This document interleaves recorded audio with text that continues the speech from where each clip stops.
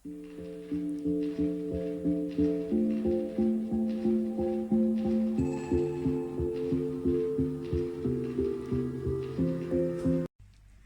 guys! Welcome ulit sa aking channel. Ngayon ay nandito ako sa mini garden namin. Medyo mainit. 33 degrees dito sa Blacktown. And galing kami kanina sa bilihan ng mga accessories sa aking garden. And hulaan nyo kung ano na naman ang nabili ko.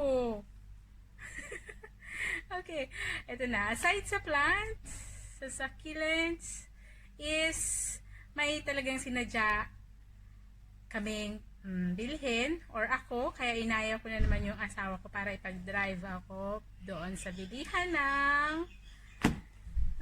plant stand. Kasi, ayan guys, kung mapapansin nyo, itong dalawang plant stand ko na nandito sa likod ko is hindi magandang quality.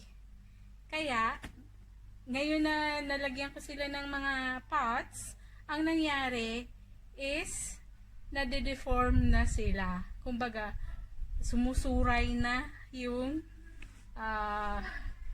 stand. Hindi niya kaya yung mabibigat na mga pots and mga plants na ilalagay sa kanya. So, bagay lang sa kanya is yung mga light weight na mga potted plants, mga plastic lang ang bagay sa kanya. Ang mga pots ko is ceramic and terracotta.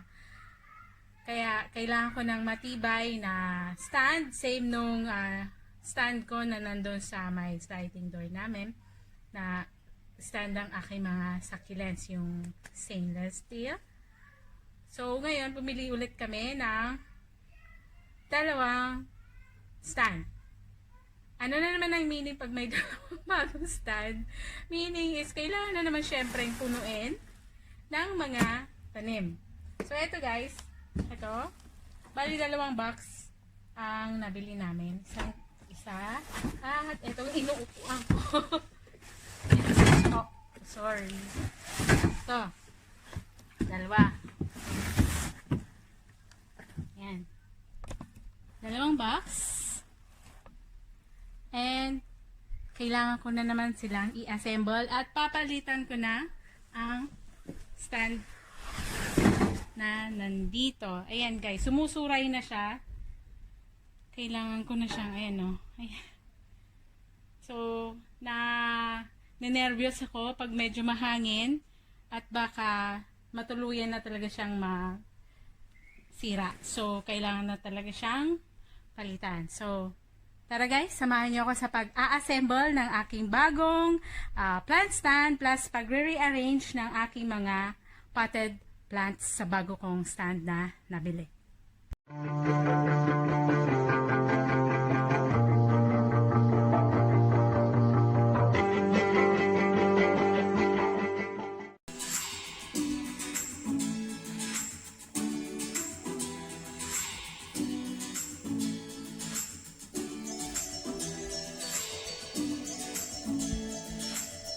Guys, ganito ang magiging itsura pag na-assemble ko na yung ating plant stand.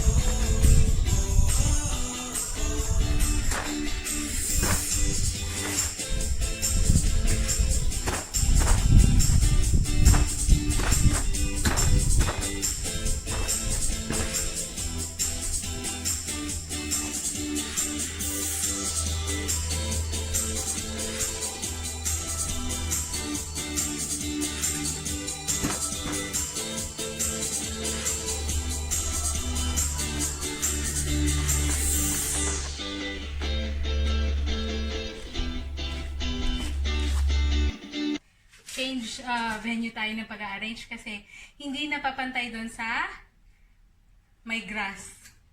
Ayan.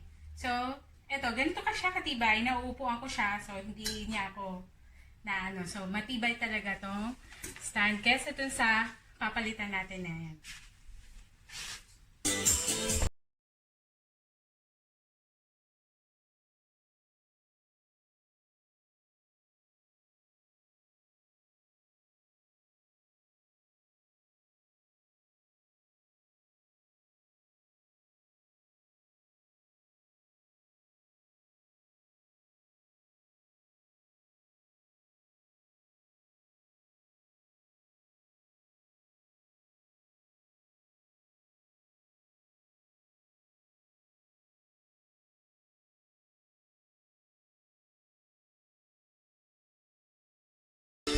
Ayan guys, sa wakas na tapos ko na rin yung ating bagong plant stand para sa aking mga succulents.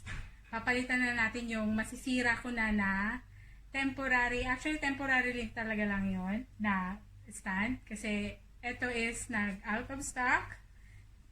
Kaya yun muna yung na pagdiskitahan kong bilhin para sa aking mga potted succulents. So ngayon, meron na. I-transfer na natin ang ating mga succulent pots.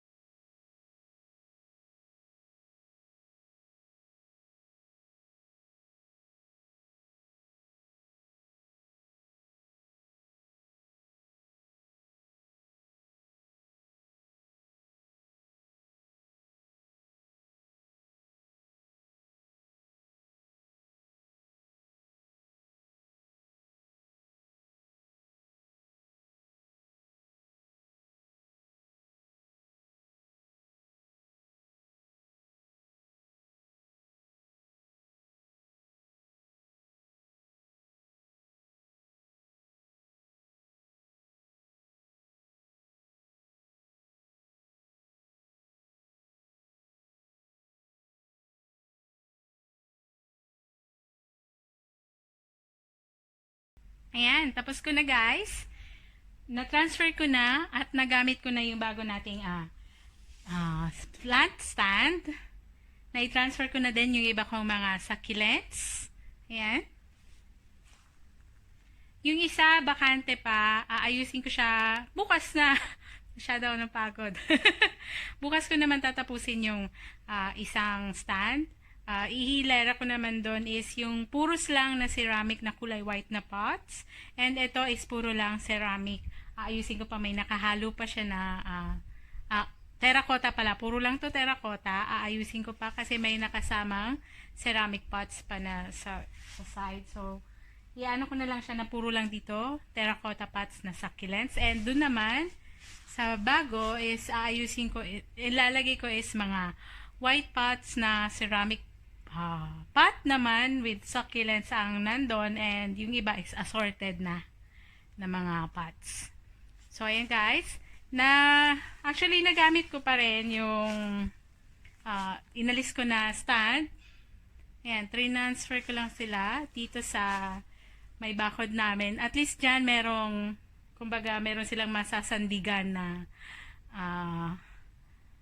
bakod. Kaya, medyo umayos pa, magagamit pa. Ayan. Kaya, transfer ko na lang sila dyan. Kasi nang sayang din. Okay na. Ayan. So, may bakante pa. Dami ko na tuloy bakante ngayon na space sa aking plant stand. Kulang na naman ng mga succulents. So, ayan guys. Thank you again for watching. And please don't forget to like, share, and subscribe my channel. And click the bell button para lagi kayong updated sa mga videos na i-upload ko palagi. Thank you again guys for watching. Bye!